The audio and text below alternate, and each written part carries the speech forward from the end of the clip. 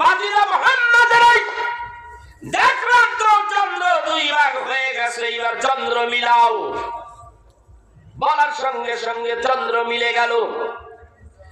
আমার দিনের নবী ডাকতে বলে, এরে আবু জাহেল, চন্দ্র যেইভাবে করতে বললা আমি তো খণ্ড করে দেখাইলাম, বলো রে এবার বলো আমি কি নবী, সত্যিকারের নবী কিনা? তুমি যদি এক সাক্ষী দাও, আমার সামনে ইয়ামনের বাদশা রয়েছে, ইয়ামনের বাদশা আমাকে স্বীকৃতি দেবে আমি সত্যিকারের নবী। বলো।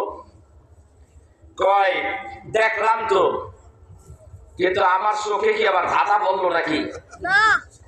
জাদু জাদু লাগাইছো কিনা একটু পরীক্ষা করার দরকার। আপনি বলবেন না এখন? বলে না কালকে। কখন? কথা কয় না। কখন?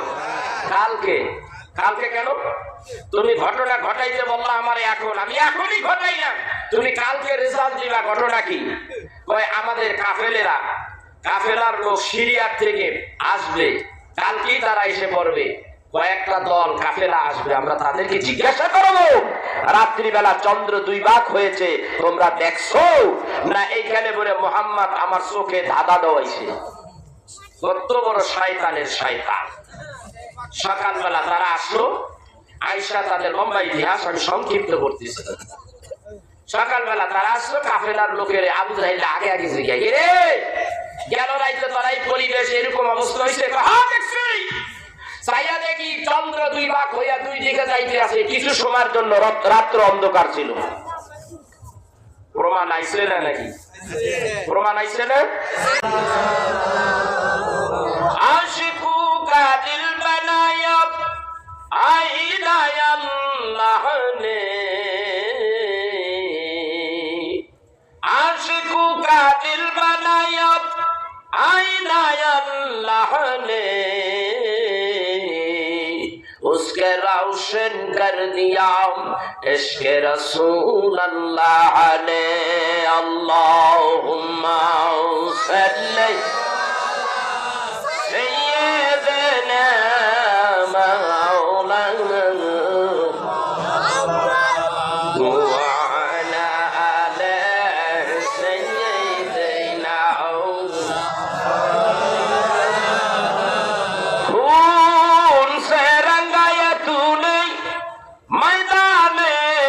কারবালা,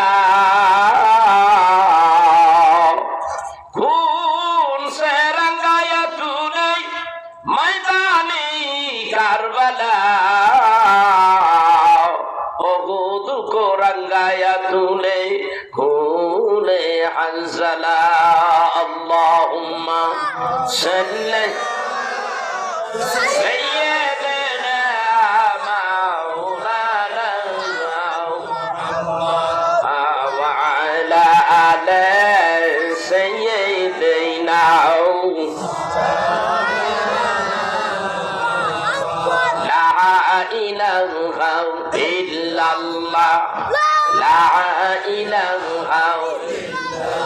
जोरे जोरे ला इलाहा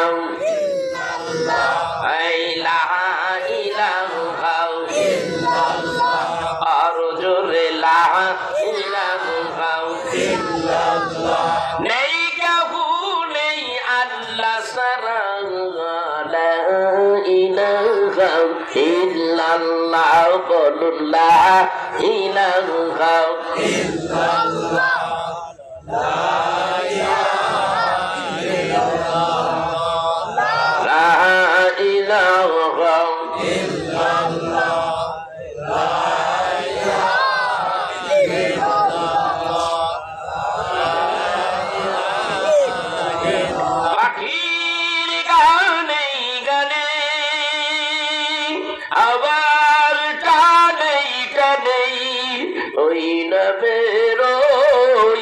গান শোনা যায় হলে পাগল পাড়া। লা ইলাহা ইল্লাল্লাহ লা ইলাহা ইল্লাল্লাহ লা ইলাহা ইল্লাল্লাহ নেই কাহু নেই আল্লাহ সারা লা ইলাহা ইল্লাল্লাহ আকাশ নীলে নীলে মুখর সিলাই সিলাই আকাশ নীলে নীলে মুখর সিলাই সিলাই ওই নবের ওই ঝর্ণা ধারাও আকুল বাকুল কড়া লা ইলাহা ইল্লাল্লাহ জোরে জোরে লা ইলাহা ইল্লাল্লাহ লা ইলাহা ইল্লাল্লাহ মুহাম্মাদুর রাসূলুল্লাহ সাল্লাল্লাহু আলাইহি ওয়াসাল্লাম। আল্লাহ দরবারে সবাই চিৎকার দিয়ে শুকরিয়া আদায় করা যাবে? যাবে কি? তাহলে জোরে বলেন আলহামদুলিল্লাহ। আওয়াজ কি এতটুকুই না আরো বেশি আসছে? তাহলে ব্যবহার করলেন না কেন? করা যাবে না? আল্লাহ কিন্তু টুলি চাইবা ধরবো দই রাখার বোবা বানাইলি। আল্লাহর জন্য আল্লাহর প্রশংসা করতে যাইয়া যার আওয়াজ ছোট হয়, আমি কই জোরে আপনারা দেন আসতে। তো আল্লাহ ইচ্ছা করলে টুটি চাইবা বোবা করতে পারে না? পারে? জোরে কান পারে? পারে? তাহলে চিৎকার দিয়া বলেন আলহামদুলিল্লাহ। এবারে টুর চাই। কিন্তু আমার বগুড়ার ভাইরা একেবারে শহরের প্রাণ কেন্দ্র, তাই না? একেবারে শহরের প্রাণ কেন্দ্র বগুড়া। এখানে এই যে প্রোগ্রাম দিলেন আপনারা, প্রোগ্রাম দিয়া মাহফিলে আপনারা নাই, এটা কেমন হইল বলেন? কেমন হলো? আমি আগে যদি জানতাম মাহফিল এত বড়, ইনশাল্লাহ গুড বাই আগে দিতাম গুড বাই। রাইয়া দেহি মাশাল্লাহ। কেমন হইল এটা? এটা কেমন হইল? আগামী কালকে প্রোগ্রাম আছে, আপনার সাথে চলেন। প্রায় 40 থেকে 50 হাজার লোক হবে। 17 বছর পার হয়ে গেল, 18 বছর এইবার। তারপরও আমার ওয়াজ শোনার জন্য মানুষ বসে থাকে। আসলে এটা আমার কোনো কৃতিত্ব নয়, কৃতিত্ব কার? আল্লাহ। কিন্তু এরা আমার গুছানো লোকগুলো দরুদ পড়া দল আর বলা লাগে না যে জোরে পড়, অমনি শুরু করে দেয়। জানে যে দুরূদ শরীফ পড়লে হুজুর ভালো ওয়াজ করবে, এই জন্য দুরূদ পড়ে ওরা। তখন আমারও যদি খারাপও লাগে, জানলা দিয়ে হইলেও ওয়াজ করতে হয়। আল্লাহ তাআলা যেন এখানে কথা বলার শক্তি যেন আল্লাহ আমাকে দান করে। এখানে যা কিছু দরকার আল্লাহ যেন তা ভালো মতো প্লেস করার সুযোগ করে দেয়। সবাই বলে আমিন। প্রিয় উপস্থিতি, আপনারা যারা আসছেন খুবই ভাগ্যবান, যারা আসে নাই কপাল পোড়া। যারা আসছেন তাদের ভাগ্য ভালো, যারা আসে নাই এরা কি? যারা বলেন কি? এরা সব কটা কপাল পড়ছে। কারণ এই এলাকায় এই কয়জন যারা আসছেন, এই কয়জন লোক বসবাস করেন নাই। এ কথা বল না কেন? এখন এই বছর বড় বড় প্রোগ্রাম, গত বছরে যেই প্রোগ্রামে দেখা গেছে 50,000 লক্ষাধিক লোক হইতো, এইবার সেই জায়গায় 100-150 মানুষ। বাঙালি হইলটা কি? কপালে কথা কয় না। কপালে হইলটা কি? ওরা কোরআন হাদিসে ওয়াজে আসে না, অথচ গান বাজনা যদি দিত, এই দিকে এক মহিলা, এই দিকে এক পুরুষ, তোমারে দিলাম শরিয়াত, তুমি পড়ো মারেফত, দুইজনে লাগাও যত রকমের মিথ্যাবাদী, যত মিথ্যা কথা আছে খালি লাগাইতে থাকো। মানুষ পাবলিক কিরেম করে গে ঘটনা কি? ওখানে সাইয়া থাকার মতো কি এমন আশ্চর্য হয়ে মানুষ, মানুষের কল্লার উপরে কল্লা, বুঝলেন না? এই তো আমাদের বাংলাদেশের পরিস্থিতি, ঠিক কিনা? কিন্তু যেখানে কোরআনের আলোচনা হয়, যেখানে কোরআন সুন্নাহর আলোচনা হয়, সেখানে মানুষ নাই, মাথা নষ্ট। 1986 সাল থেকে ওয়াজ করি আমি। 86, 88, 90, 92, 2001, 5, 7 মানুষ আর মানুষ মানুষ ওয়াজ মাহফিলে বসে থাকতো, এই মানুষগুলি গেল কই? মরে গেছে নাকি? কথা কয় না, মরে গেছে? মরে নাই। আচ্ছা যদি মরেও থাকে, এই কয়জন জন্ম দিয়ে ধুয়ে যায় নাই? এর বয়স 17-18 বছর হয়েছে। এইগুলিও যদি আইতো তাহলে আগের চাইতে আরো বেশি মানুষ। আপনি যাইয়া দেখেন এইগুলি আসে নাই, সব কটা ঘরের মধ্যে এক আর কিছু না, ঠাড়া পড়ছে, ওগুলো ঠাড়া পড়ছে, খালি মোবাইল টিপে, ঘন্টার পর ঘন্টা মোবাইল টিপে। অথচ মসজিদে জুমার দিনে যায় না, বছর পরে না, ঠেলে মেলে কোনোরকম মা বাপে পাড়ায় করলে টুটলে সাপ্তাহিক প্যাসেঞ্জার মুসল্লি যাইয়া আজি যখন যায় একটা পার হয়, হুজুর বয়ান করে, খালি ঘড়ির দিকে চায় আর হুজুর দিকে চায়, চোখ লাল হয়েছে। কয়েকদিন পরে দেখা গেছে আর মসজিদে যায় না, আরেক মসজিদে যায়। কিন্তু তুই মসজিদে যাস না? কই মসজিদ হুজুরে টাইম মেনটেন করে না। কয়েকদিন 35-এ দাঁড়াইছে, আরেকটা 40-এ দাঁড়াইছে। হুজুরে 5-7-10 মিনিট দেরি হইলে তোমার ভালো লাগে না? তুমি যে মোবাইল টিপটা তোমার জীবন থেকে 24 ঘন্টার 18টা ঘন্টা তুমি শেষ করে দিচ্ছ, এই হিসাবটা তুমি নিতে পারলা না? কথা বলেন না কেন? এই মোবাইলে বাংলাদেশ শেষ করে দিয়েছে, এই মোবাইল প্রত্যেকটা ফ্যামিলির মধ্যে আগুন লাগাইয়া দিয়েছে। কথা বলেন ঠিক কিনা? এই মোবাইলের সাথে রয়েছে ইন্টারনেট সংযোগ। এই ইন্টারনেট সংযোগ দিয়ে আমাদের বাংলাদেশের যুব সমাজদেরকে শেষ করে দিয়েছে, যুব সমাজদের ক্যারেক্টার শেষ করে দিয়েছে। যুব সমাজ শেষ, মায়ের কথা বাপের কথা শোনে না, টাইম নাই, মোবাইল টিপতে আছে ঘন্টার পরে ঘন্টা, নন স্টপ মোবাইল টিপতেছে। অথচ তাদের সময়ের কোনো নাজাই নাই, যেটা বাবা মার জন্য একটু সময় দেওয়ার টাইম নাই। কথা কন না কেন? কথা বলেন না কেন? এই মোবাইল টেপার জন্য কি তোমার আল্লাহ দুনিয়ায় পাঠাইছে? কথা কন। খালি মোবাইল টেপার জন্য তোমার দুনিয়ায় পাঠাইছে?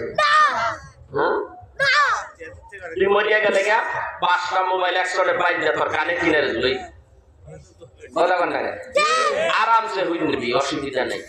এখন মাহফিলে আয়, আমি যে যুবকদেরকে টার্গেট করে বলতেছি, এলাকার মধ্যে যারা আমার আলোচনা শুনতেছেন, কথা শোনা যায়, আমি দাওয়াত দিচ্ছি, আপনারা মাহফিলে চলে আসেন, প্যান্ডেলের ভিতরে চলে আসেন। এটা কোরআন সুন্নাহর মাহফিল। যদি না আসেন, আমি মুসাফির, অভিশাপ দিয়ে যাব, আপনাদেরকে অভিশাপ দিয়ে যাব। কারণ পৃথিবীর মধ্যে এই মুহূর্তে কোরআন সুন্নাহর আলোচনার মজলিসের চাইতে উত্তম মজলিস কি আর আছে? তাহলে তোমাদেরকে বলবো, আমি তোমাদেরকে টার্গেট করে বলছি, তোমরা মোবাইল রেখে ঘরটা ছেড়ে দাও, মাহফিলে চলে আসো, মাত্র 2টি ঘন্টা সময় দাও। আমি তোমাকে কোরআন সুন্নাহর কিছু কথা শুনিয়ে দেই। এই কোরআন সুন্নাহর আলোচনা যদি তোমার বিবেকে একটু নাড়া দেয়, আর তোমার ভেতরে যদি কথাগুলি বসে যায়, তোমার জন্য যথেষ্ট হয়ে যেতে পারে, ঠিক কিনা? আসো, তোমাকে আমি মুক্তির দিকে ডাকতেছি। আমরা ধ্বংস হয়ে যাচ্ছি, আল্লাহর রাস্তায় ডাকলে মানুষ পাওয়া যায় না। আযান হচ্ছে, আশহাদু আল্লা ইলাহা ইল্লাল্লাহ,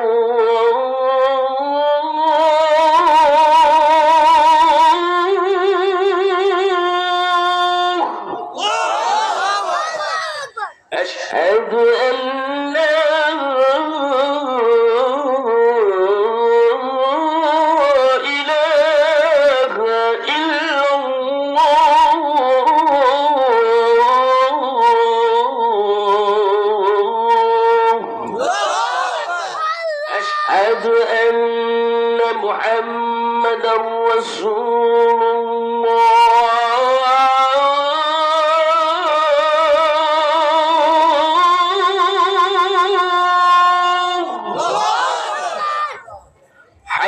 على الصلاة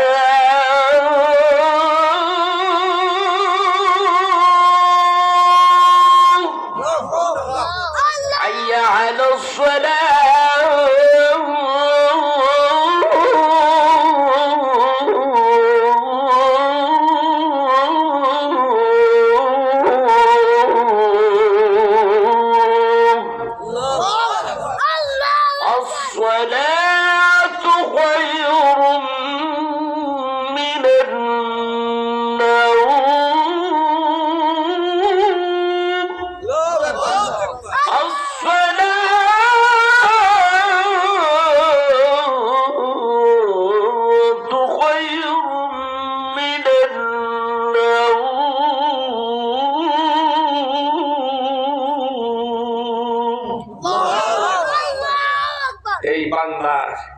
জমিনে উপরে যে মসজিদগুলি আছে, লক্ষ লক্ষ মসজিদ, 5 বার দৈনিক আজান হয় কি হয় না? যেই মানুষের কানে এই আজানের ধ্বনিগুলি পৌঁছে যায়, মানুষগুলি সবাই মসজিদে আসে? জোরে কোন আসে? আসে না। আল্লাহ কয় আয় হাইয়া আলাস সালাহ, এসো নামাজের দিকে এসো। হাইয়া আলাল ফালাহ, এসো কল্যাণের দিকে আসো। তোমার ডাকে মুক্তির দিকে, তুমি আর মুখে আরের দিকে যাও গা। এজন্য তো আল্লাহ তোমাকে বানাই নাই। আয়াতে কারিমা বলেছে খুতবার মধ্যে, আল্লাহ তোমার এমনি এমনি বানাই নাই। কি কারণে বানাইছে? তুমি মোবাইল নিয়ে পড়ে আসছো, প্রত্যেকটা সেকেন্ডে সেকেন্ডে, মুহূর্তের মুহূর্তের হিসাব আল্লাহ তোমার কাছ থেকে নিয়ে ছাড়বে। আল্লাহ ছাড় দেবে না, ছাড় দেবে না। আল্লাহ বলেন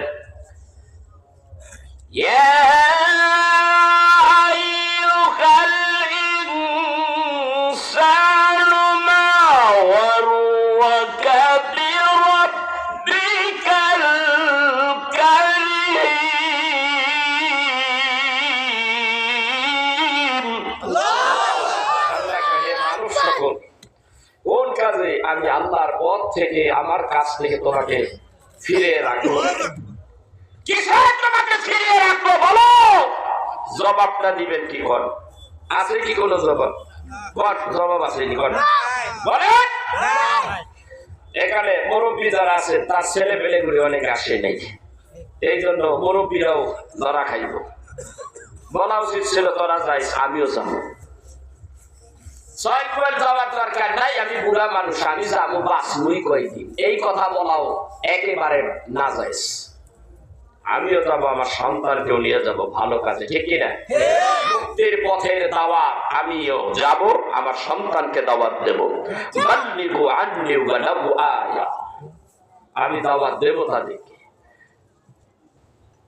কিন্তু দেই না। রমজানের মাস তো নাকে ঢোকায়, এই মাসের পরেই শাবান মাসটা ধরে রমজান। ঘুমাইতে কি বাবা, আপনার 2 ছেলে ঘুমাইতেছে না, ওরা ছোট মানুষ, স্বাস্থ্য নষ্ট হয়ে যাবে। তুমি তোমার কপালে সিল মারিয়া রাখো, তুমি জাহান্নামী। কথা কয় না? তুমি জাহান্নামী, তুমি রোজা রেখে নাজাত পেয়ে যাবে। তোমার পাড়া মার্কা পোলা 2টা, ডামরা পোলা 2টা, এর ঘুম পাড়াইতে তো স্বাস্থ্য নষ্ট হইব, রোজা রাখা লাগবে না। তাই তোমার কপালে দায়ুস, তুমি জান্নাতে যাইতে পারবা না। তুমিও পড়ো, তোমার সন্তানদেরকে আগে দাওয়াত দাও। আমি সেই মাদারীপুর থেকে আপনাদের এই বগুড়াতে এসেছি দাওয়াত দিতে।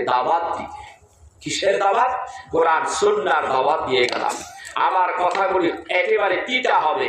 আমি আপনার সাথে আত্মীয় করতে আসি নাই, আমি এসেছি আল্লাহর রাসূলের মেসেজ দিয়ে আপনার কাছে এসেছি। এই মেসেজ দিয়ে যাব। যদি কারো ভালো লাগে আলহামদুলিল্লাহ, ভালো না লাগলে আমার কিচ্ছু যায় আসে না। আমি এখানে আত্মীয় করতে আসি নাই, আমি এসেছি আল্লাহর কোরআন হাদিস থেকে যতটুকু আমি আহরণ করেছি, শিক্ষা লাভ করেছি, তার থেকে কিঞ্চিত কথা আমি আপনাদের মাঝে দিয়ে যাব। আমিও তো কিয়ামতের দিন আল্লাহ আমার জিগাইব, কথা কয় না? জিগাইব না আমারে, আমি ঠিকই পার হয়ে যাবো। আমি এনে পেশা খাইতে আহি নাই, আমি এখানে আসি দ্বীনের কথা বলতে, তরিকাতের কথা বলতে, কোরআন সুন্নাহর কথা বলতে। তাই আমার আজকে দিন আমরা পেয়েছি কি একেবারে তৈরি করা প্লেটের মধ্যে পাইছি। হোটেলে গেলে যেরকম কাবাব, মুরগির রোস্ট টাকা দিলেই পাওয়া যায়, মনে করে দিন ইসলামটা ওই রকম একেবারে প্লেটের মধ্যে পাইয়ে গেছি। এই দিনকে প্রতিষ্ঠিত করতে আমার রাসূলের কত কষ্ট করতে হয়েছে আপনি জানেন? আপনি জানেন না? মক্কা নগরে আল্লাহর হাবিব নবুয়ত পাইয়া গেলেন। নবুয়ত পাওয়ার পরে মক্কা নগরে যখন দ্বীনের দাওয়াত দেওয়া শুরু করে দিল, দ্বীনের দাওয়াত দেওয়ার আগে আল্লাহর হাবিব সবার কাছে ভালো নবীজির নাম কাফেরের গোষ্ঠী রাখলো আল আমিন মুহাম্মদ, আল আমিন সত্যবাদী মুহাম্মদ। সব ভালো লাগে, মুহাম্মাদের কাজ করব সব ভালো লাগে, কিন্তু আল্লাহর হাবিব যখন আল্লাহর হাবিব দ্বীনের দাওয়াত দিতে লাগলো, অমনি কাফেরদের চোখে মুখে আগুন ফুটন্ত বারুদের মতো জ্বলে উঠলো। ভালো লাগে না, মুহাম্মদ এইগুলি কি বলে? এইভাবে দাওয়াত দেয়। আল্লাহর হাবিব কাবা বাইতুল্লাহর কিনারায় কিনারায় একটু আশেপাশে যেই দল বিভিন্ন দেশের থেকে এখানে আসে, ইয়াসরাব নগর থেকে দলে দলে লোক আসে, ওইখানে যাই এই দিনের দাওয়াত দেয়। কেউ তা গ্রহণ করে না। গ্রহণ করতো কিন্তু তার আগে ডিস্টার্ব কইরা দেয় আবু জাহেল্লা। আবু জাহেল্লা ঘন্টা করে আবু জাহেল্লা কইলে কোন ধরনের ধর্ম? আমাদের বাপ দাদার এই ধর্মের মধ্যে তুমি চুলকানি মারতেছো, এলে কেউ ভালো পছন্দ করতেছে না। কিন্তু রাসূল আরবি সাল্লাল্লাহু আলাইহি সাল্লাম যে ধরনের কথা বলতেছে, এগুলি তোমরা কেউ শুনবে না। প্রত্যেকটা জায়গায় জায়গায় মেসেজ দিয়ে দিচ্ছে আবু জাহেল্লা। রাসূলুল্লাহ সাল্লাল্লাহু আলাইহি সাল্লাম দ্বীনের দাওয়াত দেয়, কিন্তু কাজ হয় না। ভাইরা আমার, যারা হাজী সাহেব দেখবেন, যারা হাজী হজ করেছেন বা উমরা করেছেন, ইব্রাহিম খলিলুল্লাহ রোড আছে, এই রোডটা হলো মেইন রোড, কাবা শরীফ হারেম শরীফে ঢোকা। একেবারে মাথায় একটা জায়গার নাম আছে কেদুয়া মিসফালা। এই কেদুয়া মিসফালার ডান দিকের একটা স্পট আছে, এখন তো পাকা করে একেবারে বিশাল হাই রোড করে ফেলেছে। ওখানে আল্লাহর হাবিব দাওয়াত দিতে লাগলেন। একটা দল ইয়াসরাব নগর থেকে এসেছে, মদিনার খাজরাজ গোত্রের একটি কাফেলা সেখানে এসেছে। আল্লাহর হাবিব সেখানে দাওয়াত দিতেছেন। হে মদিনার যুবকেরা শোনো, আমি আল্লাহর হাবিব, আল্লাহর পক্ষ থেকে রাসূল হিসেবে দুনিয়ায় এসেছি। আল্লাহর পক্ষ থেকে তোমাদেরকে দ্বীনের দাওয়াত শুনাইয়া দিতে চাই। তোমরা পড়ে নাও লা ইলাহা ইল্লাল্লাহু মুহাম্মাদুর রাসূলুল্লাহ সাল্লাল্লাহু আলাইহি ওয়াসাল্লাম দাওয়াত দিয়ে দিলেন। আল্লাহর কি কাম, দাওয়াত তো কবুল করে ফেললেন। অনেক দিন ধরে দাওয়াত দেয়, দাওয়াতে কাজ হয় না। আল্লাহ বলে, বন্ধুরে, এই দিনের দাওয়াত তুমি দিতে থাকো। আল্লাহর হাবিব সেইভাবে পরিশ্রম করে কাজ হয় না। আল্লাহ তাআলার নবী বাইতুল্লাহ শরীফের কিনারায় আল্লাহর কাছে ডাকতে বলে, আল্লাহ রে, আমি যে এইভাবে দিনের দাওয়াত দিতেছি গো আল্লাহ, কেউ তো দাওয়াত কবুল করে না, আমারে কষ্ট দেয়, আমারে গালিগালাজ করে। আল্লাহ গো, আমি যেইভাবে কষ্ট করতেছি, কেউ তো আমার দিন কবুল করে না। ইন্নাদ দীনা ইনদাল্লাহিল ইসলাম, এই ইসলাম তোমার মনোনীত ইসলাম। ইসলাম তো কেউ গ্রহণ করে না। আল্লাহ ডাকতে কয়, আমি আপনার দারোয়ান বানাই নাই, পিটাইয়া পিটাইয়া মানুষদেরকে মুসলমান বানাবেন। এই কারণে আমি তো আপনারে আমি এই দুনিয়ায় পাঠাই নাই। আল্লাহর নবী গো, আপনার কাজ ফাইন্নামা আলাইকাল বালাগ। নবী গো, আপনার কাজ হইল প্রচার করা, আপনার কাজ হইল দাওয়াত দিয়া দেওয়া।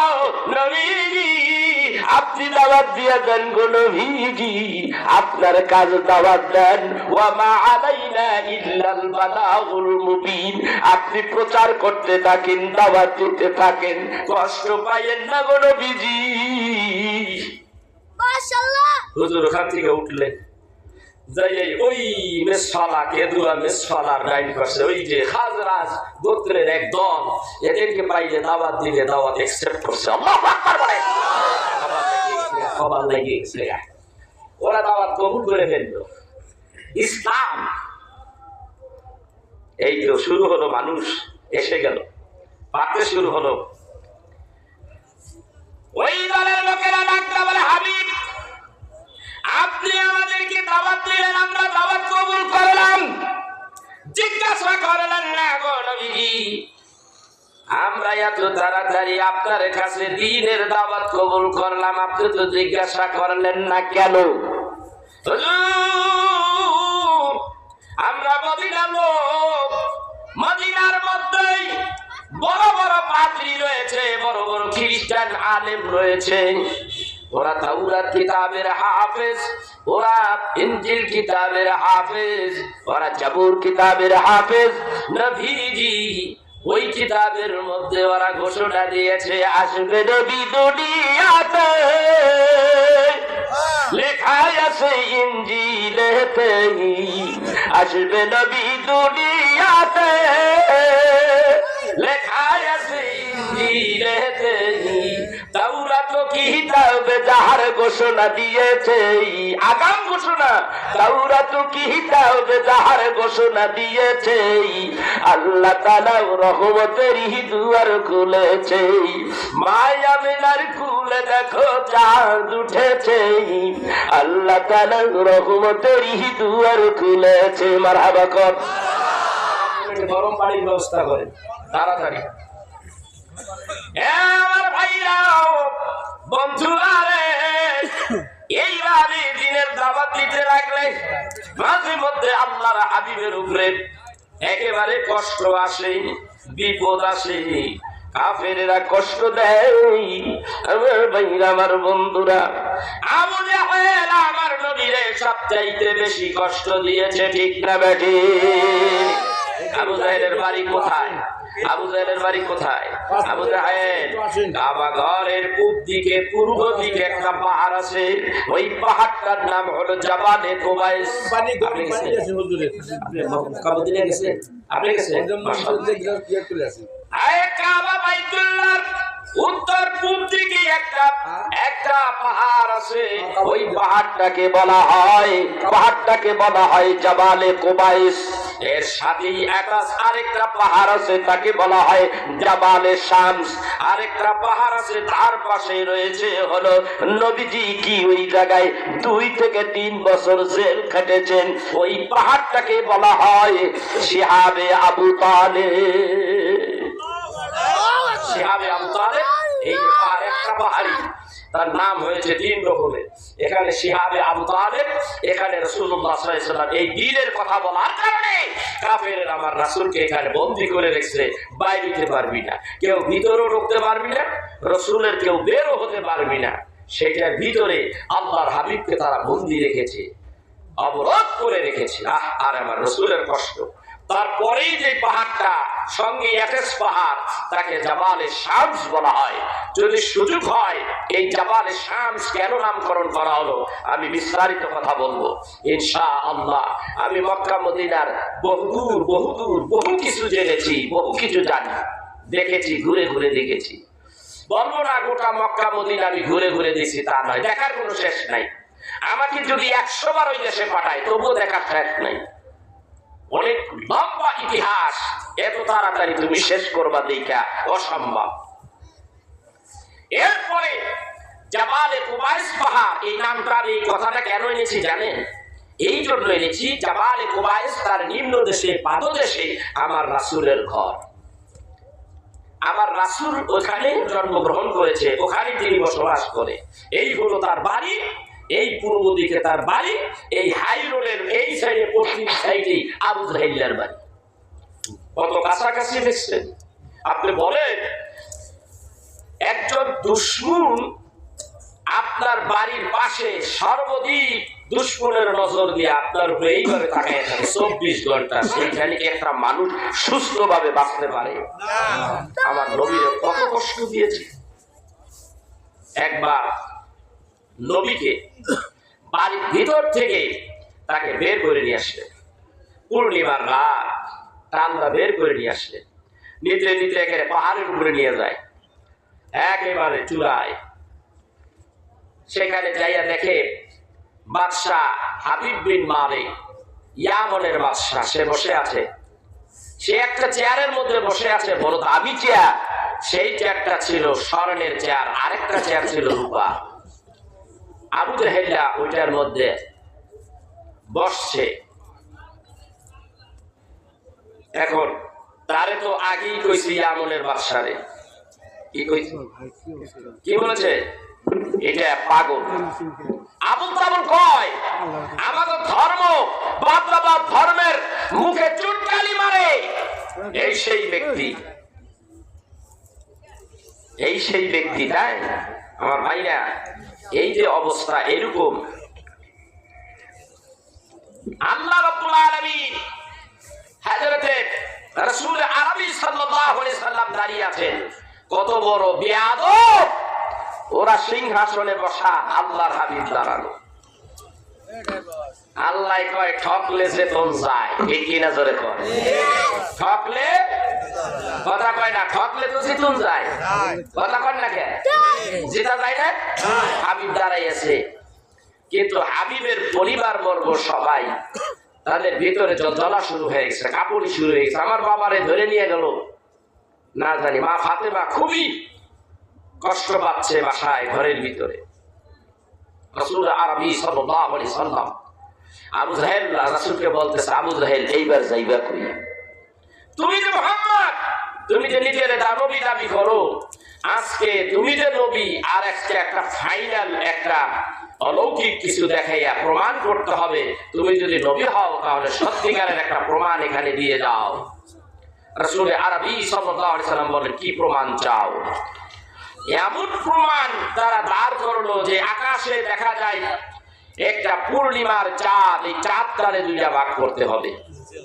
আবু জাহেল এমন ধরনের কাজ কারবার করতেছে যে এমন একটা ধরে ফেলাই যে মোহাম্মদ আলী না পারে, কথা কয় না, মোহাম্মদ আলী না পারে। ওর জানা নাই মুহাম্মদ সাল্লাল্লাহু আলাইহি সাল্লামের দৌড় কত দূর, আমার রাসূলের দৌড় কত দূর, আল্লাহ পর্যন্ত। আর ওর দৌড় কত দূর, শয়তান পর্যন্ত। যদি চন্দ্রটা দুইটা ভাগ করতে পারো, আমি মনে করি তুমি সত্যিকারের নবী। হাদিস শরীফের মধ্যে আছে, আমার দ্বীনের নবী ডাক দিয়ে বলেন, আমাকে একটুখানি সময় দাও, আমি আমার প্রভু পরওয়ারদিগারের দরবারে আমি 2 রাকাত নামাজ আদায় করব। হাদিস শরীফের মধ্যে আসছে, দ্বীনের নবীকে সুযোগ দেওয়া হলো, নবীজি আমার 2 রাকাত নামাজ আদায় করলেন। আল্লাহ দরবারে 2টা হাত তুলিয়া আল্লাহরে ডাকতে বলে, আল্লাহ আল্লাহ, আবু জাহেল আমারে বড় বিপদের মধ্যে ফেলে দিয়েছে, আল্লাহ গো চন্দ্র 2 ভাগ করতে বলছে রে আল্লাহ, আমি কি করি রে আল্লাহ, আমি এখন কি করি? আল্লাহ ডাকতে বলেন, জিবরাইল রে জলদি যা রে জিবরাইল, জলদি যা, জাবালে শামস পাহাড়ের উপরে যাই আমার হাবিব রে যাইয়া বল, আমার হাবিব যেন চিন্তা করে না, আমার হাবিব যেন কোনো টেনশন অনুভব না করে।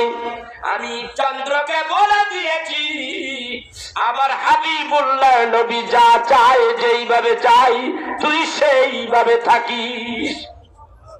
হুজুর চন্দ্র 2 ভাগ করতে বলেছে, আঙ্গুলটা উঁচু করেন গো নবীজি। দ্বীনের নবী এই শাহাদাতের আঙ্গুল উঁচু করলেন, শাহাদাতের আঙ্গুল উঁচু করিয়া ওই চন্দ্রের দিকে ইশারা করলেন, চন্দ্রটা সঙ্গে সঙ্গে 2টা টুকরা হইয়া পড়ে গেল, জমিনের উপরে পড়ে গেল। হাদিস শরীফের মধ্যে আসছেন, হযরতে আব্দুল্লাহ বিন মাসউদ থেকে হাদিসের রওয়ায়াত, হযরতে আনাস রাদিয়াল্লাহু তাআলা আনহু থেকে হাদিস রওয়ায়াত, বুখারী শরীফের হাদিসের মধ্যে আসে, আল্লাহর নবী বলেন, রাবি ডাকতে কয়, আমরা দেখি একটা টুকরা চাঁদ যাইয়া যেই পাহাড়ে কোরআন নাযিল হয়েছে, হেরা গুহার পাহাড়, ওই পাহাড়ের কিনারে একটা পয়সা রইছে, আরেকটা জাবালে কাবকুবাইস পাহাড়ের কিনারে আরেকটা অংশ পড়ে আছে। মাঝখান দিয়ে হেরা গুহার পাহাড় দেখা যায়, মাঝখান দিয়ে এইটার পাশ দিয়া জাবালে কুবাইস পাহাড় দেখা যায়। অন্যান্য সাহাবীরা বলে, আমরা দেখেছি এই চন্দ্র 2 ভাগ হয়েছে, আমরা দেখেছি এই সাইডে পড়ে আছে, আর আরেকটা অংশ কোথায় আছে, এই দিকের লোক ওই দিকের খবর জানে না, আর এই দিকের লোক ওই দিকের খবর জানে না, কিন্তু টুকরা হয়ে আছে 2 দিকে 2টা পড়ে আছে। ভাই আমার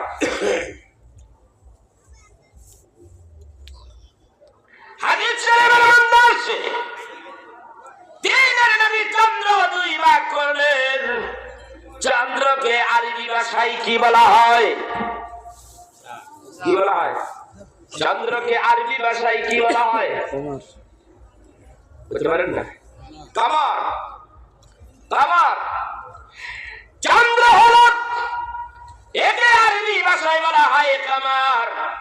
এই চন্দ্র দুই ভাগ করার কারণে আল্লাহ রাব্বুল আলামিন 114 খানা সূরার মধ্যে একটা সূরা নাযিল করেছেন, সূরাতুল কমার। এই সূরা কমার আল্লাহ নাযিল করেছে। এই সূরা কমারের প্রথম দিকে আল্লাহ বলেছে এইরকম ঘটনার কথা। এইবার আবু জাহল ডাকতে কই, বাজিরা মুহাম্মদের দেখলাম তো চন্দ্র দুই ভাগ হয়ে গেছে, এবার চন্দ্র মিলাও। বলার সঙ্গে সঙ্গে চন্দ্র মিলে গেল। আমার দ্বীনের নবী ডাকতে বলেন, এরে আবু জাহেল, চন্দ্র যেইভাবে করতে বললা আমি তো খণ্ড করে দেখাইলাম, বলো রে এবার বলো আমি কি নবী, সত্যিকারের নবী কিনা? তুমি যদি এখন সাক্ষী দাও, আমার সামনে ইয়ামনের বাদশা রয়েছে, ইয়ামনের বাদশা আমাকে স্বীকৃতি দেবে আমি সত্যিকারের নবী। বলো। কয় দেখলাম তো, কিন্তু আমার চোখে কি আবার ধাঁধা বললো নাকি? জাদু জাদু লাগাইছো কিনা একটু পরীক্ষা করার দরকার। আপনি বলবেন না এখন, বলে না কালকে। কখন? কথা কয় না। কখন? কালকে। কালকে কেন? তুমি ঘটনা ঘটাইতে বললা আমার এখন, আমি এখনই ঘটাই না, তুমি কালকে রেজাল্ট দিবা। ঘটনা কি? কয় আমাদের কাফেলার লোক সিরিয়ার থেকে আসবে, কালকেই তারা এসে পড়বে। কয়েকটা দল কাফেলা আসবে, আমরা তাদেরকে জিজ্ঞাসা করবো রাত্রিবেলা চন্দ্র দুই ভাগ হয়েছে তোমরা দেখছো না? এইখানে বলে মুহাম্মদ আমার চোখে ধাঁধা দেওয়াইছে। কত বড় শয়তানের শয়তান। সকালবেলা তারা আসলো, আয়েশা তাদের লম্বা ইতিহাস আমি সংক্ষিপ্ত করতেছি। সকালবেলা তারা আসলো, কাফেলার লোকের আবু জাহেল আগে আগে জিজ্ঞাসা, রে গেল রাইতে তারাই পরিবেশ এরকম অবস্থা হয়েছে? চাইয়া দেখি চন্দ্র দুই ভাগ হইয়া দুই দিকে যাইতে আছে। কিছু সময়ের জন্য রাত্র অন্ধকার ছিল। প্রমাণ আইছে না নাকি? প্রমাণ আইছে না? বেশ। আবু জাহেল প্রমাণ তো পাইয়া গেছো, সকালবেলার কথা বললা, এইবার বলো আমি সত্যিকারের নবী কিনা? বলেই আমি বুঝতে পেরেছি ও মুহাম্মদ, আগে জানতাম তুমি ছোট্ট একজন জাদুকর, আর এখন আমি বুঝতে পেরেছি তুমি অনেক বড় একটা পাক্কা শিয়ান জাদুকর। নাউযুবিল্লাহ। তোর কপালে হেদায়েত নাই, নাই নাই নাই, তোর কপালে হেদায়েত নাই। কার মটকাইয়া চলে গেছে না? আল্লাহ বলেন, মান ইয়াহদিহিল্লাহু ফালা মুদিল্লা লাহু ওয়া মান ইউদ্লিলহু ফালা হাদিয়া লাহু।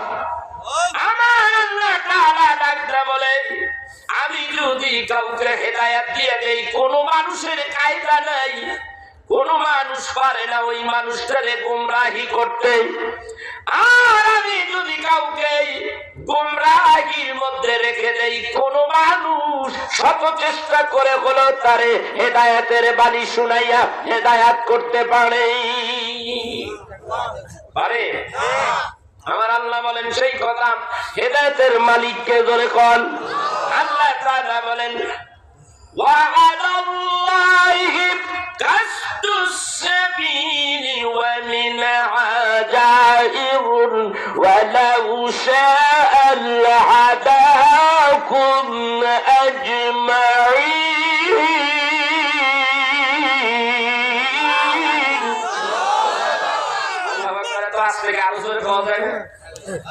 আল্লাহর তেলাওয়াত শুনে যারা আল্লাহু আকবার বলে, আল্লাহ চমৎকার খুশি হয়ে যায়। চিৎকার দিয়ে বলি আল্লাহু আকবার। আমার আল্লাহ বলেন, হেদায়েতের মালিক হইলাম আমি আল্লাহ, হেদায়েত আমি আল্লাহ দিয়ে দেই। আল্লাহ বলেন, আলাম নাজআল লাহু আইনাইন ওয়া লিসানাহু ওয়া শাফাতাইন ওয়া হাদাইনাহু নাজদাইন।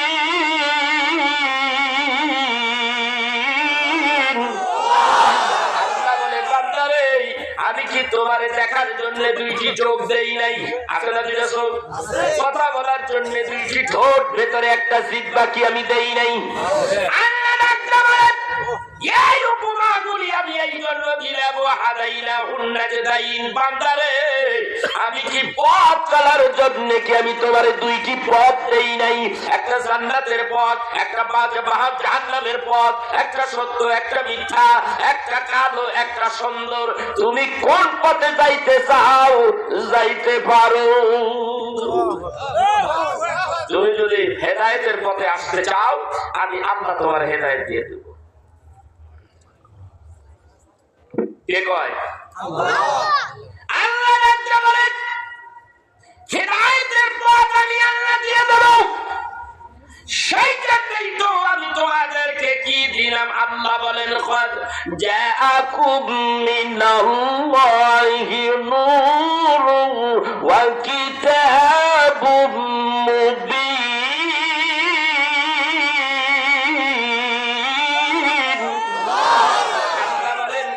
তোমাদের কাছে দিলাম আমি দুইটা জিনিস দিলাম, একটা নূর দিলাম, একটা কিতাব দিলাম। একটা নূর দিলাম, একটা কিতাব দিলাম। কিতাব দিলাম, নূর দিলাম। নূর হইল মুহাম্মাদুর রাসূলুল্লাহ সাল্লাল্লাহু আলাইহি ওয়াসাল্লাম, যেই নবী এই কোরআনের বাণী শুনাইয়া মানুষদেরকে, ওই মানুষগুলিকে অন্ধকারের ভিতর থেকে টাইনা বের করে অন্ধকারের ভিতর থেকে তারে জান্নাতে আলোর পথে দিয়া দেবে। এই বাণী নিয়ে তো রাসূল দুনিয়ায় আসছে, ঠিক কিনা? বলে কয় রাসূল বাণী দেয়, এইভাবে আলোচনা করে। আলোচনা করতে করতে কাফেরের গোষ্ঠীরা তো ওত পাইতে রয়েছে, আমার রাসূলের কোন দিকে কোন কায়দায় তারে কিভাবে কষ্ট দেওয়া যায়। একদিন রাসূল আরবি সাল্লাল্লাহু আলাইহি ওয়াসাল্লাম কাবা ঘরের কিনারায় সিজদা দিয়ে রাখছে। কাবাকে তিনি খুব ভালোবাসতেন, যদিও কাবাটা তখনও কাবা কিবলা শরীফ হয় নাই, কিন্তু কাবা শরীফকে তিনি ভালোবাসতেন। কাবার সামনে তিনি সিজদা দিয়া পড়ে থাকতো। তো আবু জাহেল ডাক কয়, মুহাম্মদরে আমি বহুতবার বলেছি যে এইভাবে সিজদা করো না, সিজদা করলে আমার ভালো লাগে না। শয়তানের কাজ তৈরি হই, কথা কয় না? মানুষের মধ্যে কিছু শয়তান আছে, আযাব দিলে শয়তানের ঘরের শয়তান এরা কার মধ্যে অন্যদিকে চলে যায়। আর যেই মানুষগুলো ঈমানদার মুসলমান, আযাব দিলে এই মানুষগুলোর হৃদয়টা মসজিদের দিকে টাইনা নিয়ে যায়, ঠিক কিনা? বলে নারায়ে তাকবীর, আল্লাহু আকবার, নারায়ে তাকবীর, আল্লাহু আকবার, নারায়ে তাকবীর, আল্লাহু আকবার। ভাইরা আমার, মানুষকে আল্লাহর বান্দাকে মুয়াজ্জিন আযান দিলে সেই তো যাবে মসজিদে। আর মানুষের মধ্যে কিছু মিনাল জিন্নাতি ওয়ান নাস, মানুষ রূপী শয়তান আযান দিলেই শয়তান ভাগতে থাকে, ঠিক কিনা? জোরে বলো। সেই জন্য আমি লতিফ নবী বলে গেলাম, তুমি যদি মুসলমানের সন্তান হয়ে থাকো, আজকের থেকে আল্লাহর কাছে ওয়াদা করে এক ওয়াক্ত নামাজ ছাড়বো না। তুমি যদি নামাজ ছেড়ে দাও, আল্লাহ বলে যে কোনো সময় তোমাকে ধরতে পারি, কলিজাটার মধ্যে আঘাত করব, তোমার মৃত্যু হবে রাস্তায়, গাড়ির নিচে, অ্যাক্সিডেন্ট হবা, 1.5 সিজন হবা, 7 সিজন হবা, রাইতে মরবা, গাছের থেকে পড়ে মরবা, আগুনে পুড়ে মরবা, পানিতে ডুবে মরবা। আর আল্লাহর মুমিন বান্দা যদি হও, 5 ওয়াক্ত নামাজ পড়লে আল্লাহর মুমিন বান্দা হয়ে যায়, এর মৃত্যু হবে মুমিনি হালাতে, ইমানদার হালাতে। এর মৃত্যুটা হবে আল্লাহর বন্ধুর মৃত্যু হয়ে যাবে। আল্লাহু আকবার। আল্লাহর জমিনে থাকো, আল্লাহর হুকুম মানবা না, তোমার সাহস তো কম নয়। ইতিহাস, নমরুদের ইতিহাস আছে না নাই? বলে কও, নমরুদের ইতিহাস কোরআনে আছে না নাই? ফিরাউনের ইতিহাস কোরআনে আছে না নাই? আল্লাহর হুকুম মানে নাই, আল্লাহ খালি ঢিল দিয়েই রাখছে। ফিরাউনের কাছে তুমি আমি একটা মশাও না, এত পাওয়া। ফিরাউন এত বড় জালিম ছিল, আল্লাহর জমিনে আল্লাহর নিয়ামত খায় আর আল্লাহর বিরুদ্ধে কাজ করে। কথা কয় আল্লাহ রাব্বুল আলামিন কয় বেশি দিন নাই, তোর টাইম শেষ। নমরুদ দারে কয় তোর টাইম শেষ। তোরে বেজ্জতি করে মারবো একটা ল্যাংড়া মশা দিয়া, কারবার শেষ। ঠিক কিনা জোরে কর। এই ইতিহাস আর বলার প্রয়োজন নাই। শুনে রাখো, যদি তুমি শিক্ষা নিতে চাও তাহলে এখান থেকেই নাও। ফিরআউন, তুমি এত বড় জালিম, আমার মূসাকে এত কষ্ট দিয়েছো। আল্লাহ বলেন তোমার আমি আর ছাড়তেছি না, তোমার সময় শেষ। আল্লাহ রাব্বুল আলামিন তারে নীল দরিয়ার মধ্যে সুমাইয়া মারছে কি মারে নাই? জোরে কর। সুমাইয়া মারছে, সাঁতার জানে না, সুমাইয়া মারছে। আল্লাহ ডাকদা কয় সুম্মা আকরাতনাল আখারিন, আমি ওরে ডুবাইয়া নিমজ্জিত করলাম আর দলবল সহকারে সুমাইয়া মারলাম। আর ইমানদার যারা ওয়ানজাইনা মুসা ওয়া মান মাআহু আজমাইন, আমি তাদেরকে সসম্মান ভাবে পাল্টা রাস্তা সমুদ্রের মধ্যে তৈরি করে তাকে ওই পারে পৌঁছে দিলাম। আল্লাহু আকবার। বাস্তবে সিঁদুরে যাইতে হয় না, এটুকুই যথেষ্ট। কিভাবে ঘুরিয়ে তুমি আল্লাহর বিধান রাসূলের তরিকা ছেড়ে তুমি এইভাবে হাঁটো আল্লাহর জমিনের উপর দিয়ে? তুমি যদি নিজেকে আল্লাহর বান্দা হিসেবে দাবি করো, রাসূলের উম্মত হিসেবে দাবি করো, তাহলে তোমার নামাজ ৫ ওয়াক্ত লাগবে কি লাগবে না? এই যুবকরা তোমরা বলো লাগবে কি লাগবে না? খালি মোবাইল টিপবা, বলো মোবাইল টিপবা, বলো আজকে থেকে ওয়াদা করো প্রয়োজন ছাড়া মোবাইল টিপবো না। সামান্য একটুখানি বলে গেলাম, সামান্য, বেশি না। 18 ঘন্টা মোবাইল টিপা যাবে না। রাজি আছো? রাজি আছো? এই যুবকেরা রাজি আছো? আজকে আল্লাহর কাছে তওবা করো। এই মোবাইল, পৃথিবীতে যত পাপ আছে বর্তমান যুগে সবথেকে বড় পাপ হলো এই মোবাইল। মোবাইল শেষ করে ফেলাইলো। মোবাইল তোমার ছেলেকে বামপন্থী বানিয়ে দিল। মোবাইল তোমার ছেলেকে মসজিদের বাইরে ছিটকে ফেলে দিয়েছে। মোবাইল তোমার ছেলেকে রমজানের মাসে রোজা রাখতে দেয় না। এই মোবাইল বাপের অবাধ্য করে দিয়েছে তোমাকে। কথা বলো ঠিক কিনা? এই জন্য এই মোবাইলের কাছে আর যাওয়া যাবে না। মোবাইলে 3 তালাক দিতে হবে, লগে 5 তালাকও মারতে হবে। কথা কম কম মোবাইল টিপতে হবে। আস্তে আস্তে ধীরে ধীরে মোবাইলের কাছ থেকে চলে আসো। তোমার সময় শেষ। খুবই অল্প সময় দিয়ে তোমাকে, অল্প সময় ভিসা দিয়ে এই দুনিয়ায় তোমাকে পাঠিয়েছে। তুমি কি জানো না? কথা বলেন। এত কিয়ামতের আলামত।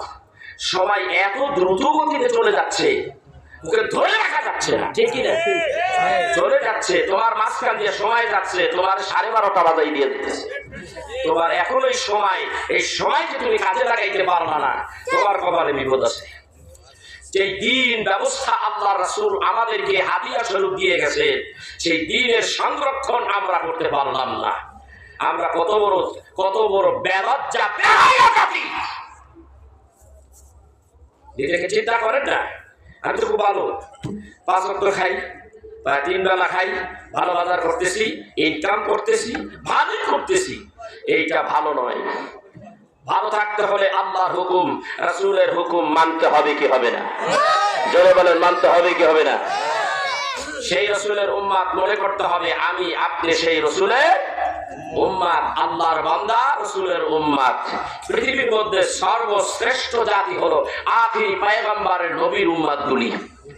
যত নবী এই দুনিয়ায় আসছে, সমস্ত নবী সহকারী যত মানুষ আছে, সব নবী, ঈসা নবী, আমার রাসূল আসার আগ পর্যন্ত যত মানুষ এই পৃথিবীতে এসেছে, সমস্ত মানুষের চাইতে আখিরি পয়গম্বর, আখিরি রাসূল, সাইয়্যিদুল মুরসালিন, ইমামুল মুরসালিন, খাতামুন নবিয়্যিন, হুজুর আকরাম, রাসূলে খোদা মুহাম্মদুর রাসূলুল্লাহ সাল্লাল্লাহু আলাইহি সাল্লাম, এই উম্মতগুলি পৃথিবীর সব মানুষের চাইতে দামি। ঠিক কিনা ধরে কর।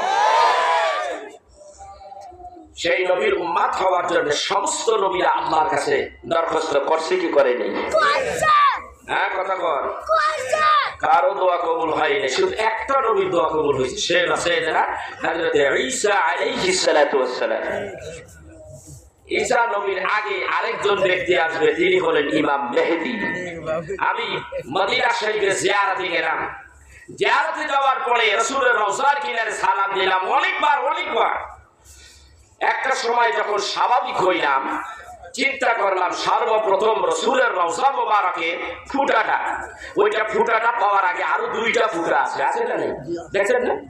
দুইটা ফুটা, এই দুইটা ফুটাই হলো হযরতে আবু বকর, হযরতে ওমর। তারপরেই হলো আমার রাসূল, রাসূলে খোদা সাইয়্যিদনা হাবিবাল্লাহ মাওলানা মুহাম্মদ রাসূলুল্লাহ সাল্লাল্লাহু আলাইহি সাল্লাম, ওই নবীর রওজা মোবারক। এরপরে অতিরিক্ত দুইটা ফুটা আছে, আছে না নাই? এই দুইটা ফুটা কার? এই দুইটা ফুটেই হলো হযরতে সাইয়্যিদনা ঈসা আলাইহিস সালাতু ওয়াস সালামের জন্য রাখা হয়েছে ওই জায়গাটা। তারপরের জায়গাটা ইমাম মেহেদীর জন্য রাখা হয়েছে। তারা দুইজন দুনিয়ায় আসবে, নবী নয়, আমার আল্লাহর হাবিবের উম্মত হয়ে আসবে। সুবহানাল্লাহ বলবেন না? সুবহানাল্লাহ। আমরা তো সেই জাতি, আমাদের মর্যাদা আল্লাহ বাড়াই দিয়েছে রাসূলের খাতিরে। সেই জন্য সেই রাসূলের উম্মত হইয়া খুশি না বেজার? কথা কয় না, খুশি না বেজার? কারা কারা খুশি একটু দেখি তো।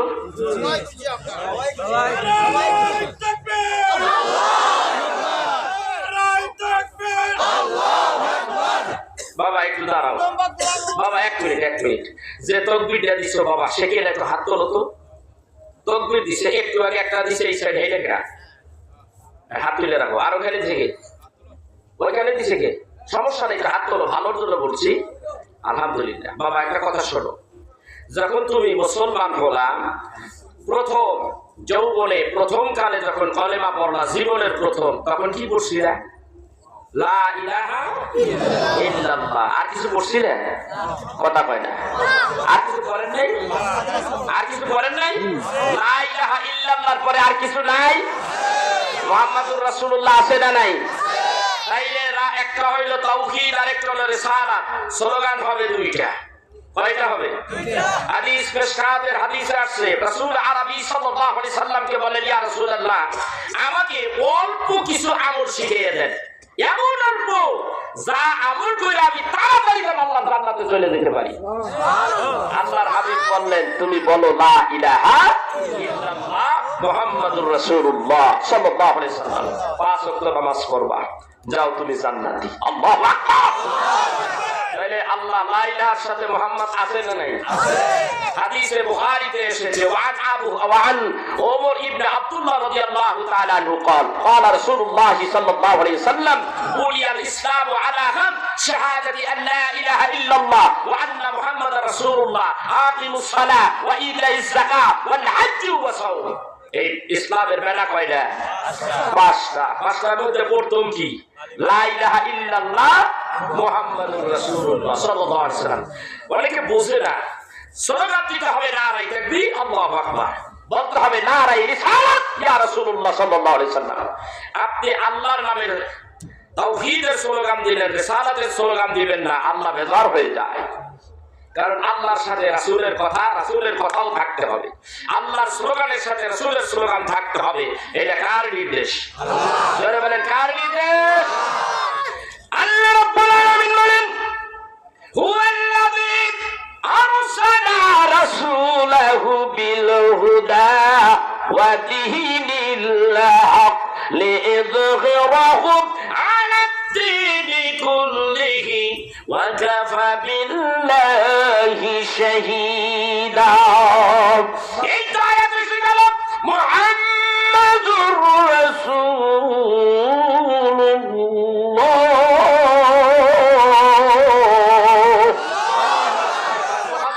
রাসূলুল্লাহ, মুহাম্মাদও আছে, রাসূলুল্লাহ, আল্লাহ আছে, আল্লাহ আছে, মুহাম্মদ আছে।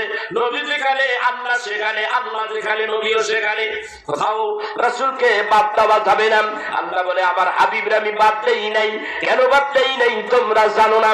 আমি আমার হাবিবের উপরে অতীতে কি করেছি? দুরূদ পড়েছি। কোন পয়গম্বরের উপরে আমি দুরূদ পড়ি নাই। আদম নবী থেকে ঈসা নবী পর্যন্ত কোন নবী পাগল আমি আল্লাহ ছিলাম না। সবাই আমি আল্লাহর পাগল ছিল, সবার প্রতি আমি দুরূদ কারো উপরে পড়ি নাই। আমি আমার হাবিবুল্লাহ নবীর উপরে দুরূদ পড়েছি। ইউসাল্লুনা ইউসাল্লুনা, এই সাল্লুর মধ্যে হলো দুই কাল। কয় কাল? দুই কাল। ইংরেজিতে কাল হলো তিনটা। কয়টা? ইংরেজিতে কাল হলো তিনটা, আর আরবিতে কাল হলো দুইটা। কয়টা কাল? একটা গেছে গাজারে অতীত বলা হয়, আরেকটা হলো ভবিষ্যৎ।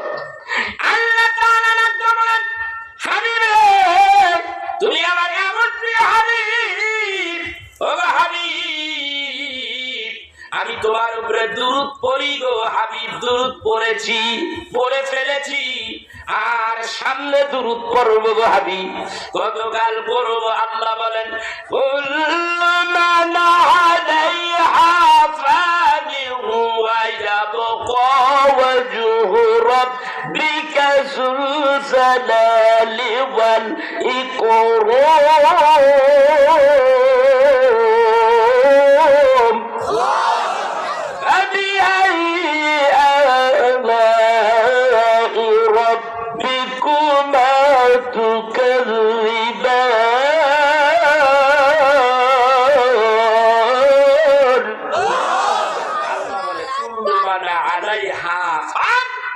আল্লাহ বলে কিছুই রাখবো না, জমি থাকবো না, আসমান থাকবো না, পাহাড় পর্বত সব থাকবে না। এখানে একটা তাফসীর আছে, এই তাফসীরটা যদি আমি করতে যাই, সূরা ফিলের পরে যে একটা সূরা আছে, এই সূরাটার নাম কি? কথা কয় না। সূরা ফিল, আলাম তারা পরে আরেকটা সূরা আছে কি? কথা বলতে পারেন না? সূরা জিলজালা।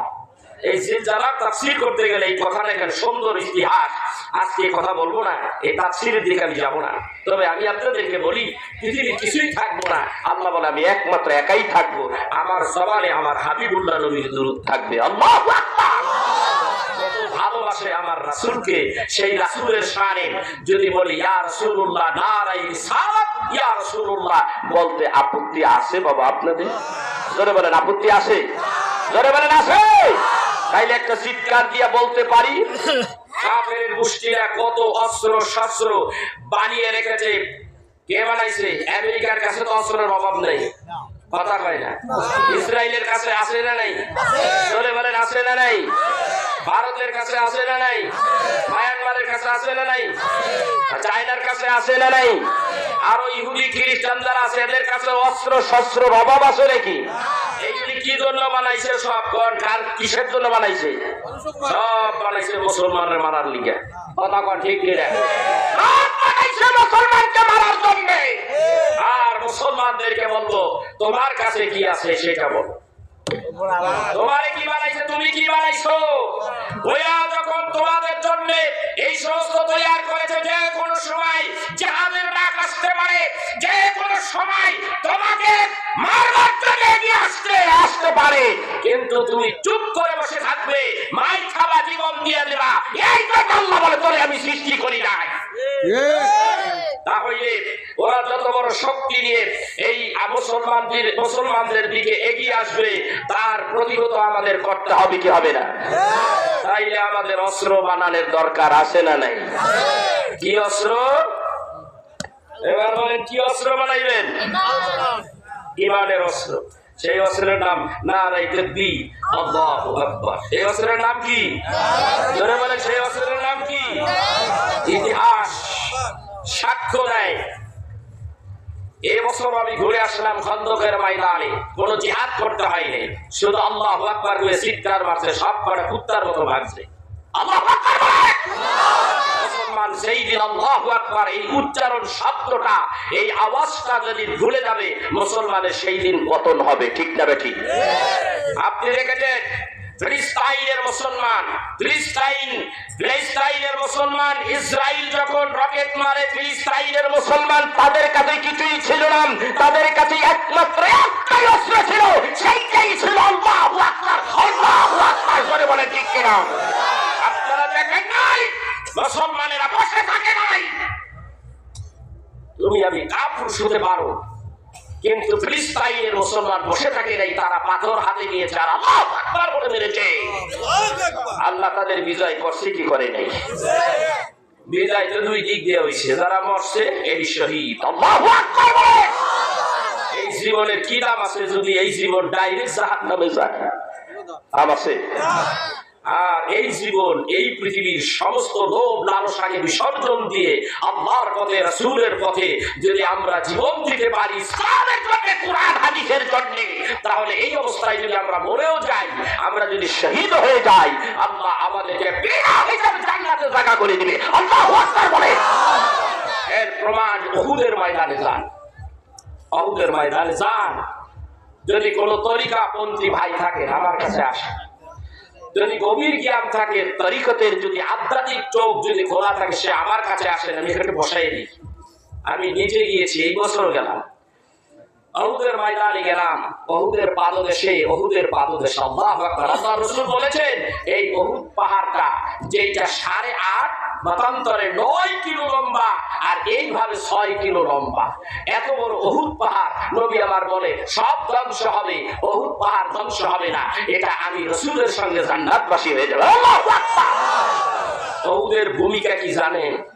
উহুদ এই কারণে জান্নাতে যাবে, রাসূল আরবি সাল্লাল্লাহু আলাইহি সাল্লাম তার দাঁত মোবারক যখন ভেঙে ফেলতেছিল, যখন উহুদের ময়দানে, এবং মাথার ভিতরে লোহার হেলমেট ভেঙে যখন তার ভিতরে কড়াটা এইভাবে ঢুকিয়ে দিল, এইভাবে লোহার কড়াটা রাসূলের মাথা এই ভেতরে, মাথাটার এই খুলিটা ভেঙে ভেতরে মজবুত করে ঢুকে গেছে, নবীজি আমার একটা পাক দিয়ে পড়ে গেছে। কাফেরেরা বলতেছে আধা মুহাম্মদ আছে, মানুষেরা সবাই দৌড়ে আসতেছে, চতুর্দিকে ঘিরে ফেলেছে, অল্প কিছু ফুলের ভিতরে রহমতের নবী গায়েব হয়ে গেছে। আল্লাহু আকবার। কিভাবে গায়েব হলো? কিভাবে গায়েব হলো? পাশেই পাহাড়, যেই পাহাড়ের উপরে তিনি পড়েছেন, সৌদি সরকার ওখানে রক্ত ঝরেছে, ওখানে একটু ব্র্যাকেট দিয়ে রাখছে, গ্রাউন্ড করে ওখানে লিখে দিয়েছে আল্লাহু। উপরের থেকে দেখা যায় কিন্তু যাইতে দেয় না ওখানে। আপনি রোম পাহাড়ের উপরে দাঁড়িয়ে দেখতে পাবেন, ওখানে আল্লাহর হাবিব যেখানে রক্ত পড়েছে মাথা ফেটে, ওখানে লেখা আছে আল্লাহু। আছে না নেই? আপনি কি দেখেন? ওখানে আল্লাহু লেখা আছে। পাশেই একটু আগাইয়া রাসূল যখন চলে যায়, আরেকটা পাহাড় তার থেকে একটু উঁচু, আমার রহমতের নবীকে বলে ইয়া রাসূলুল্লাহ, আমি পাহাড়ের ভিতরে, আপনি আসেন। পাহাড়টা দুই ভাগ হয়ে রাসূলকে কোলের ভিতরে, পাহাড়ের ভিতরে ঢুকিয়ে দিয়েছে। আল্লাহু আকবার।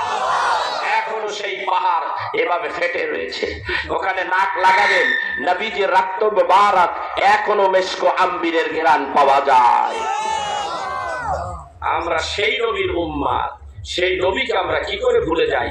বলতেছিলাম সেখানে যান, গেলে দেখবেন হযরতে আমির হামজা রাদিয়াল্লাহু তাআলা আনহু সহকারে 70 জন সাহাবী ওখানে ওই উহুদ পাহাড়ের পাদদেশে ঘুমিয়ে আছে। চোখটা বন্ধ করেন, আমির হামজার অস্ত্রের আওয়াজ এখন শোনা যায় এখানে। মনে হয় আমির হামজা কবরের ভিতর থেকে বের হয়ে আসতে চায়। আমার দিনের খবর কি? আমার রাসূলের দিন ব্যবস্থার অবস্থা এমন কেন? আল্লাহ হুকুম দাও, আমি এই রওজা থেকে বের হই, আবার কাফেরদের সঙ্গে জিহাদ করে আল্লাহর দ্বীনকে জমিনে কায়েম করে আসি। এখনো এখনো এখনো সেই শব্দ পাওয়া যায়। তোমার কান যদি থাকে, তোমার যদি চোখ থাকে, চোখ বন্ধ করে এখানে বসো। হযরতে আমির হামজা এখানে একটু না বলা হয় না। দেখেন, শহীদ হইলে আল্লাহর রাস্তায়, আল্লাহর রাস্তায় যখন শহীদ হবে, শহীদ হলে আপনার মর্তবাটা কেমন দেখেন। হুজুর আকরাম সাল্লাল্লাহু আলাইহি ওয়াসাল্লাম বলেন, উহুদের ময়দানে যারা যারা শহীদ হলো তাদেরকে গর্ত করে একটার মধ্যে 3টা 4টা 5টা করে লাশ রেখে দেওয়া হচ্ছে, মাটি দেওয়া হচ্ছে। ওখানে সেই গোরস্থান, সেই রওজাগুলি আমি দেখে আসছি, 70 জন সাহাবীর রওজা দেখে আসছি। আর আল্লাহর বান্দা সৌদি সরকার সেটাকে লোহার গ্রিল দিয়ে আটকে রেখেছে। আরেকটা কবর অনেক বড় লম্বা, চড়া লম্বা, ওইটাই হযরত আমির হামজা রাদিয়াল্লাহু তাআলা আনহুর কবর। আল্লাহ তাআলা নবী বলেন, সব সাহাবীগুলিকে কবর দিয়ে দিয়েছো। সাহাবীরা বললেন, ক্বালু নাআম, হ্যাঁ, সবগুলি মাটি দেওয়া হয়ে গেছে। আমার চাচা কোথায়? আমার চাচা কোথায়? ও মুসলমান, এই উহুদের পাহাড়ের কিনার থেকে শিক্ষা নেওয়ার আছে। এইবার ডাকতে বলেই আমার চাচা কই? ডাকতে বলে, হুজুর গো, আপনার চাচার লাশ ওই তো গো হুজুর। আমি আমার চাচার লাশের কিনারে যাইয়া দেখি, আমার চাচার লাশ এই বুকের মধ্যে থেকে এইভাবে কে জানো চিরিয়া ফাড়িয়া ফেলাইছে, এটার ভিতর থেকে কলিজাটা বাহির করিয়া ফেলাইছে।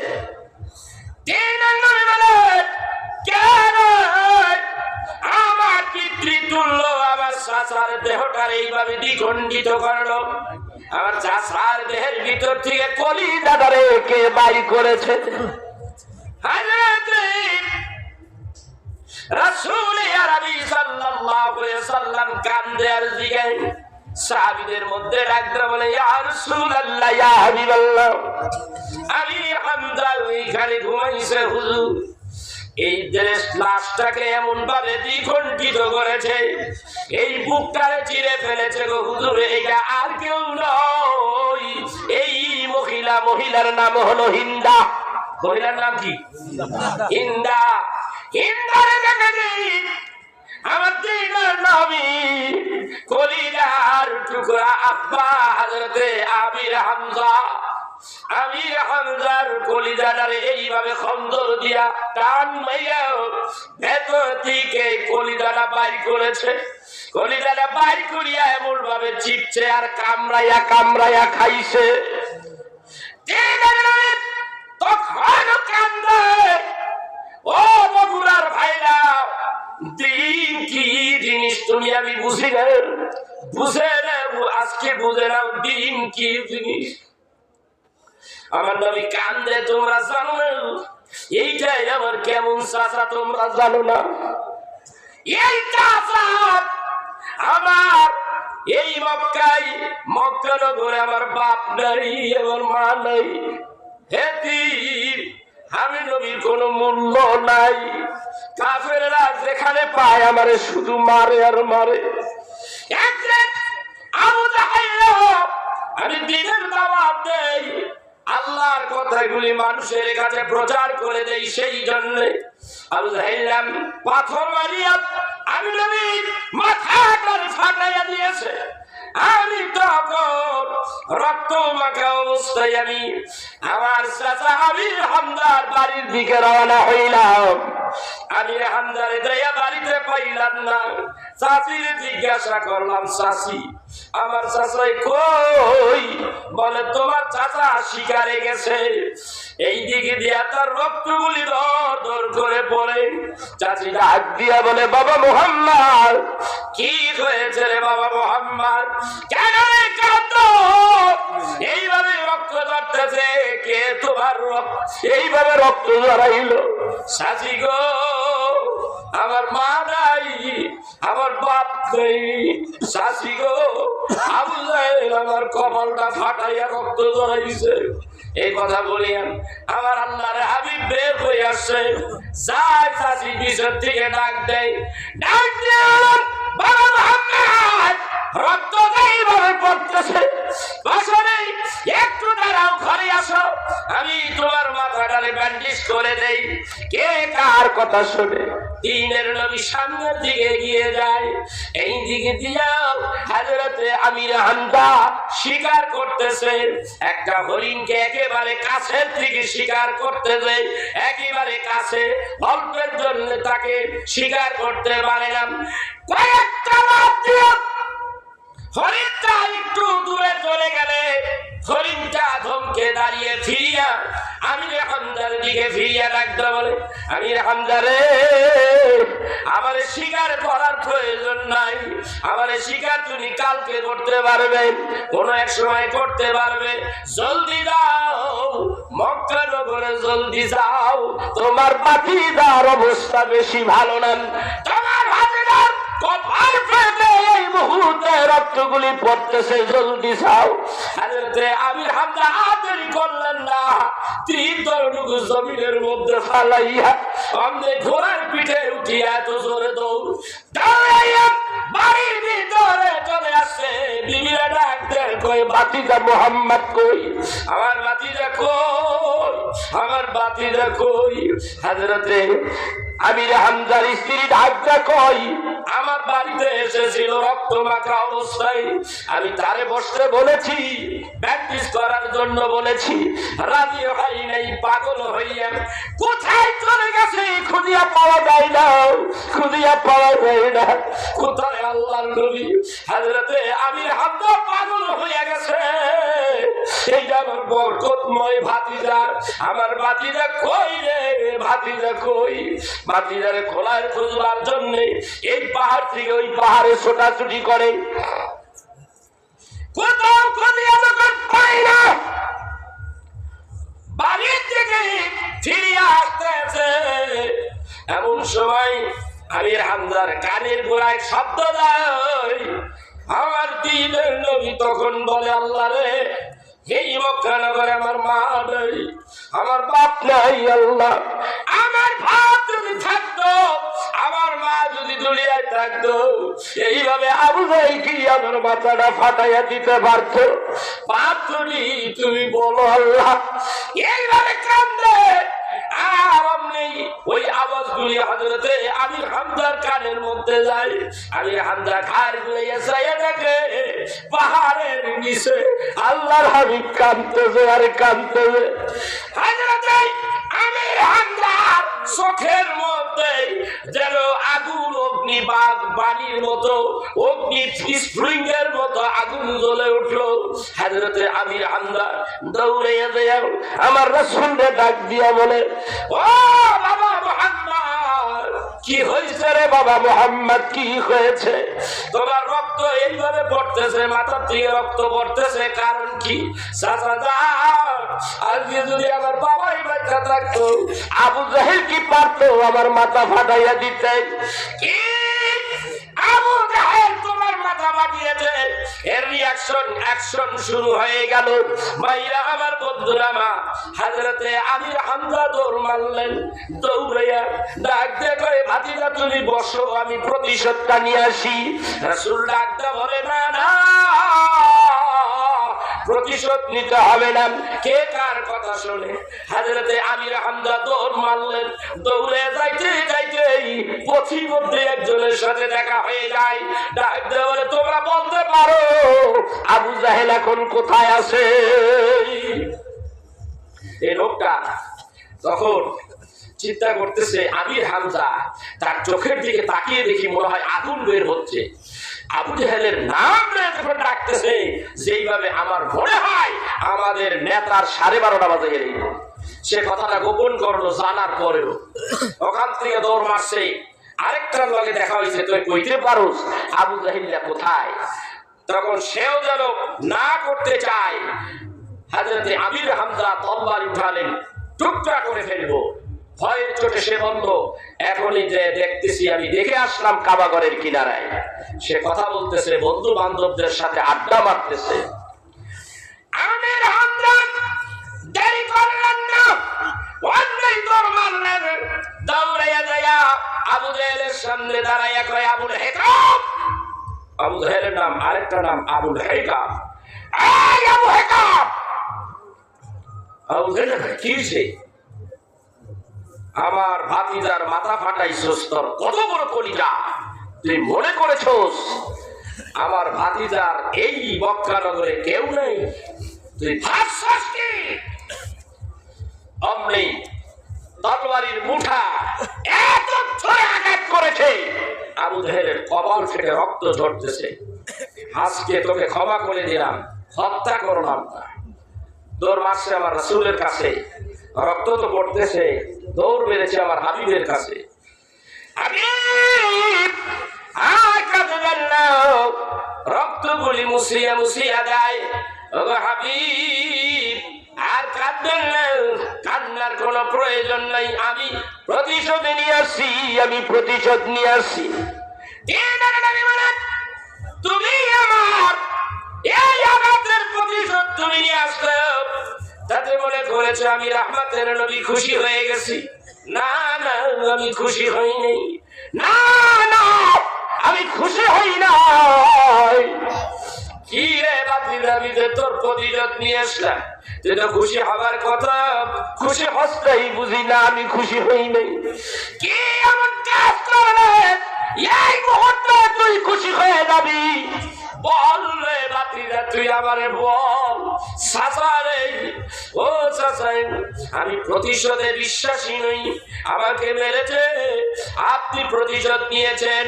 আমি রাহমাতুল নবী এই দুনিয়ায় প্রতিশোধ নেওয়ার জন্য আসি নেই। কারণটা কি? কারণটা আল্লাহ রাব্বুল আলামিন সূরা আম্বিয়ার মধ্যে এইভাবে উঠিয়ে দিলেন, ওয়া মা আরসালনাকা ইল্লা রাহমাতাল লিল আলামিন।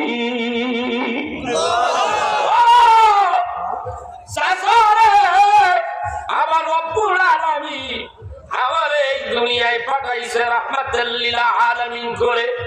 আমি রহমতের নবী, এই দুনিয়ায় এসেছি, আমি রহমত হয়ে এসেছি, প্রতিশোধের জন্য এখানে আমি আসি নাই। হাবিব ডাকতে বলেন, প্রতিশোধে আমি খুশি হই নাই। বাতিজারে, তুমি কোন কাজ করলে খুশি হবে আমাকে বলো, বলো আমাকে বলো। আমার দ্বীনের নবী বলেন, ও চাচা, চাচা রে, আমি খুশি হয়ে যাব তুমি যদি ওই মধুর কলমাটা পড়ি একবার যদি আমারে শুনাইয়ে দিতে পারো, একবার শুনাইয়ে যদি দিতে পারো আমি খুশি। সঙ্গে সঙ্গে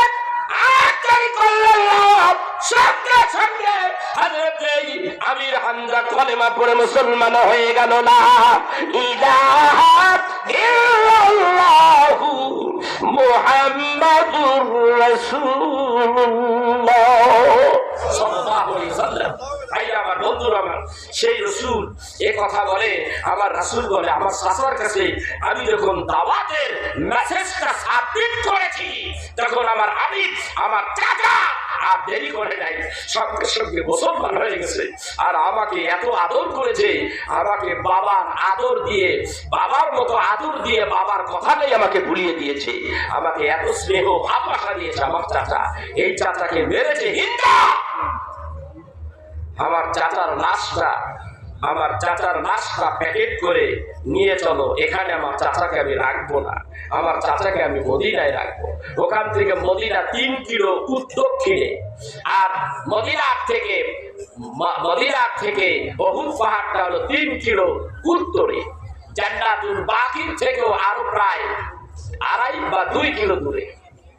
বন্ধুগণ আমার, মসজিদে নববী থেকে উত্তর দিকে তাকাইলেই এই উহুদ পাহাড়ের বড় অংশটা দেখা যায়। আল্লাহু আকবার কাবীরা। ভাইরা আমার, আপনারা কেউ যাবেন না, চুপটি করে বসেন।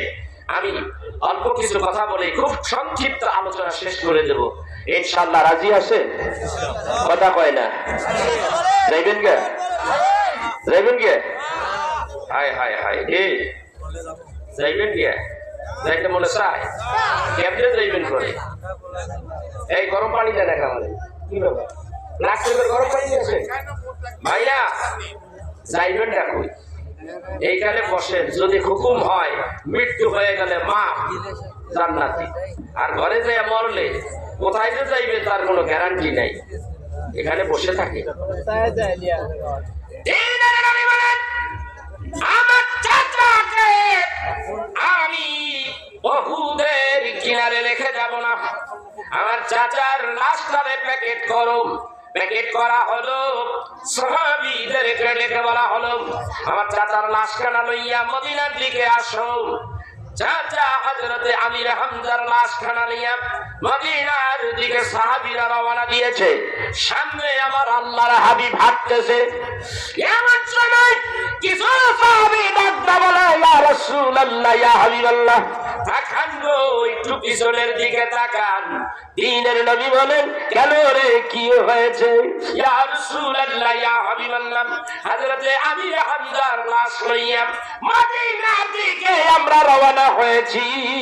আপনি চাইয়া দেখেন, আমির হামজার লাশ লইয়া মদিনার দিকে যাই, আর পিছন থেকে উহুদ পাহাড় আমাদের সঙ্গে সঙ্গে আমির হামজার লাশের সঙ্গে পিছে পিছে মদিনার দিকে আইতাছে হলো বিজি।